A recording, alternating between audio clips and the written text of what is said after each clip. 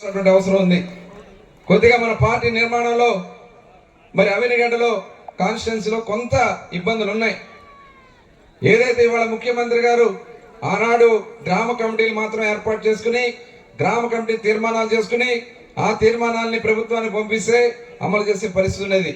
కానీ ఇప్పుడు బూత్ లెవెల్లోనే ఆ కార్యక్రమం జరగాలని మన యువ నాయకులు నారా లోకేష్ గారు మరి ఇవాళ పార్టీ నిర్మాణాన్ని చేస్తా ఉన్నారు. దీన్ని కానీ సమర్థవంతంగా మనం చేసుకోగలిగితే ఆనాడు గ్రామ కమిటీలకి ఇవాళ దగ్గర 50 సంవత్సరాలకు వచ్చాం. ఈ కేఎస్ఎస్లు కానీ మన కుటుంబ సాధికార సారథ్య వ్యవస్థని మనం కానీ నిర్మాణం చేసుకోగలిగితే రాబోయే 100 సంవత్సరాల వరకు కూడా తెలుగుదేశం పార్టీని ఎవ్వరు కూడా టచ్ చేయలేరని మరొకసారి మీ అందరూ కూడా తెలియజేస్తా ఉన్నా. కాబట్టి ఆ కేఎస్ఎస్లు మనం పూర్తి చేసుకోవాల్సినటువంటి అవసరం ఉంది. ప్రతి బూత్కి మరి ఏదైతే 60 పేజీకి 60 ఓట్లు ఉంటాయి. 60 ఓట్లకి 2 వ్యక్తులను మనం పెట్టుకోవాలి. బూత్ కన్వీనర్ని ఇద్దరిని పెట్టుకోవాలి. తర్వాత క్లస్టర్ ఉంటుంది. ఇవన్నీ కూడా మనం చేసుకోవాలి. ఎందుకంటే 2014-19లో నేను చాలా ప్రయత్నం చేశా, కానీ మా వాళ్ళు ఒప్పుకోలే. ఏం అవసరం ఎలక్షన్స్ అప్పుడు మనం తిరిగితే సరిపోద్ది, ఏదైనా చేయాలంటే అప్పుడు చేద్దామని మీరు వదిలేండి అన్నారు. కానీ 2019లో కేవలం 5000 ఓట్లతో నేను ఓడిపోయా. నేను మళ్ళీ ఆ రోజున జైలుకి పంపించిన తర్వాత జైలు నుంచి వచ్చిన వెంటనే మొట్టమొదటి చేపట్టినటువంటి కార్యక్రమం శిక్షణ తరగతులు స్టార్ట్ చేశాం. ఈ కేఎస్ఎస్ లాగానే ఆ బూత్ కమిటీలు ఆ రోజు ఏర్పాటు చేసుకుంటాం జరిగింది. 5 సంవత్సరాలు నేను 4 సంవత్సరాలు బయట తిరిగి వచ్చిన పార్టీ కార్యక్రమాలన్నీ కూడా కింద చక్కగా పద్ధతిగా చేసుకోవడం. ఇవాళ మొన్న ఎన్నికల్లో నేను పెద్దగా కష్టపడలా. వాళ్ళే తిరిగారు, వాళ్ళే ప్రచారం చేశారు. నేను ఊరికే పైపైన తిరగడం జరిగింది. కానీ బందరు ప్రజలు 50,000 ఓట్ల మెజార్టీతో గెలిపించారంటే మన కార్యకర్తలు అక్కడ చేసినటువంటి కార్యక్రమాలను మీకు తెలియజేస్తా ఉన్నా.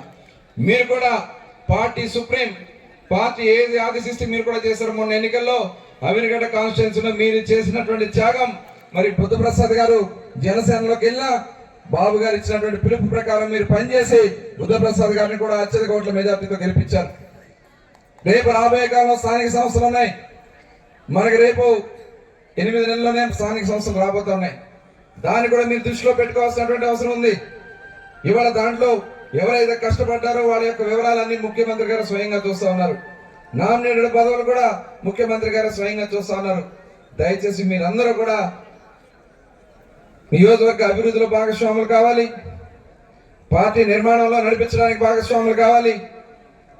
అదేవిధంగా రేపు భవిష్యత్తులో జరగబోయే ఎన్నికల్లో కూడా మీరు బాధ్యత తీసుకోవాల్సినటువంటి అవసరం ఉంది. దానికి ఈ మహానాడే వేదిక కావాల్సినటువంటి అవసరం ఉంది. దయచేసి అందరినీ కూడా మరొకసారి తెలియజేస్తా ఉన్నాను. ఈ మహానాడు చాలా బాగా చేశారు. అవినిగడ్డలో నేను చాలా మీటింగ్లకు వచ్చాను, కానీ ఇవాళ నియోజకవర్గంలో తెలుగుదేశం పార్టీకి ఇవాళ ఇన్ఛార్జ్ లేకపోయినా ఇంత అద్భుతంగా చేసినందుకు మనస్ఫూర్తిగా మిమ్మల్ని అందరినీ కూడా నేను అభినందన తెలియజేస్తా ఉన్నా.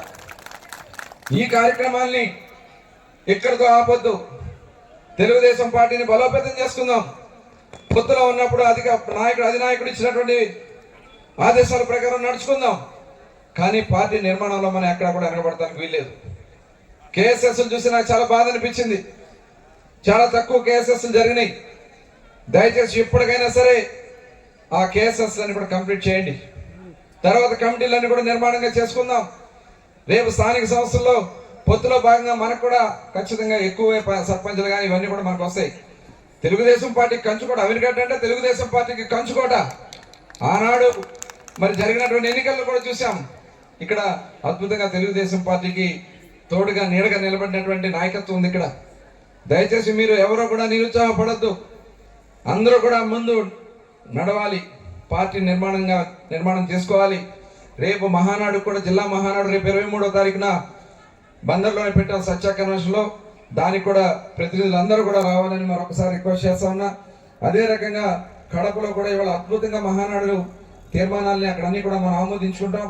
దానికి కూడా మీరందరూ మన నియోజకవర్గం నుంచి ఎంతమంది వస్తారంటే అంతమందికి ఎంపీ గారి నాయకత్వంలో, కొనగళ్ళ జిల్లా పార్టీ అధ్యక్షుల వారి నాయకత్వంలో, శ్రీనివాస్ గారి నాయకత్వంలో వాహనాలు కూడా ఏర్పాటు చేయడం జరుగుద్ది. కడపకు కూడా వెళ్ళి తెలుగుదేశం పార్టీ ప్రపంచం అంటే ఏంటో చూపించాల్సినటువంటి అవసరం ఉందని కూడా మరొకసారి మీ అందరికి కూడా తెలియజేస్తూ